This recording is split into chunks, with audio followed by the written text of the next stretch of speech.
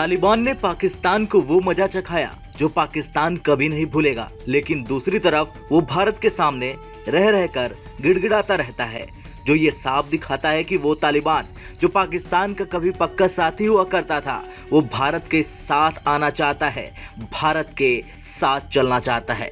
लेकिन भारत तो भारत है भाई, भारत हमेशा सही और सटीक निशाना मारता है।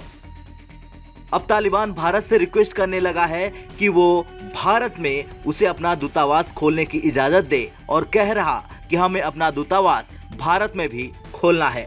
और तालिबानी राजदूत की पोस्ट के लिए विवादित प्रवक्ता अब्दुल कहर बाल्खी सबसे आगे चल भी रहे।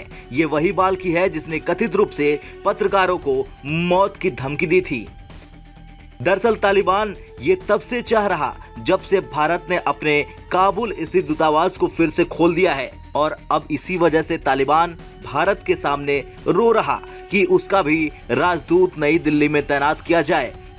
अब जाहिर सी बात है कि इससे भारत के लिए बड़ी राजनीतिक चुनौती पैदा हो गई है, जो अफगानिस्तान में अपने प्रभाव को फिर से बढ़ाना चाहता है।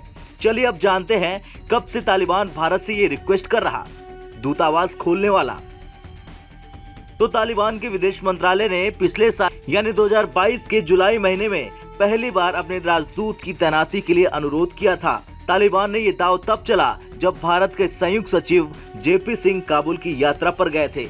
अब जेपी सिंह की इस यात्रा के बाद 3 भारतीय राजनयिक और स्थानीय स्टाफ अब काबुल में भारतीय दूतावास में तैनात है। इनकी सुरक्षा के लिए आईटीबीपी के करीब 80 जवान भी काबुल स्थित दूतावास में मौजूद हैं। ये भारतीय अधिकारी अफगानिस्तान में खाद्यान्न और दवाओं की भारत की ओर से दी जा रही मानवीय मदद की देखरेख कर रहे हैं। यही नहीं, भारत अब कंधार में भी अपने महावाणिज्यिक दूतावास को खोलने पर विचार कर रहा, जिसे अशरफ गनी सरकार के पतन के बाद बंद कर दिया गया था। बता दें, जो रिपोर्ट सामने आ रही है वो काफी चौंका देने वाली है, क्योंकि सबसे बड़ी बात यह है कि तालिबानी अधिकारी भारतीय खुफिया एजेंसियों के साथ भी संपर्क में है। तो वहीं तालिबानी प्रवक्ता बाल्खी का नाम जब से सामने आया है तब से चारों ओर हड़कंप मचा हुआ है। लेकिन सच्चाई तो ये है कि बाल्खी के बारे में बहुत कम जानकारियां है। तो अफगानिस्तान के राजनयिक पासपोर्ट पर यात्रा करता है और खुद को हसन बहीस बताता है, जो बगलान में पैदा हुआ था।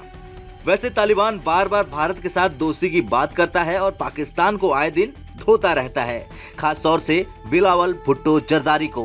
हालांकि देखना ये होगा कि क्या भारत तालिबान को इजाजत देगा दूतावास खोलने की, और देखना ये भी होगा कि कैसे भारत अफगानिस्तान में चीन के खेल को खत्म करेगा।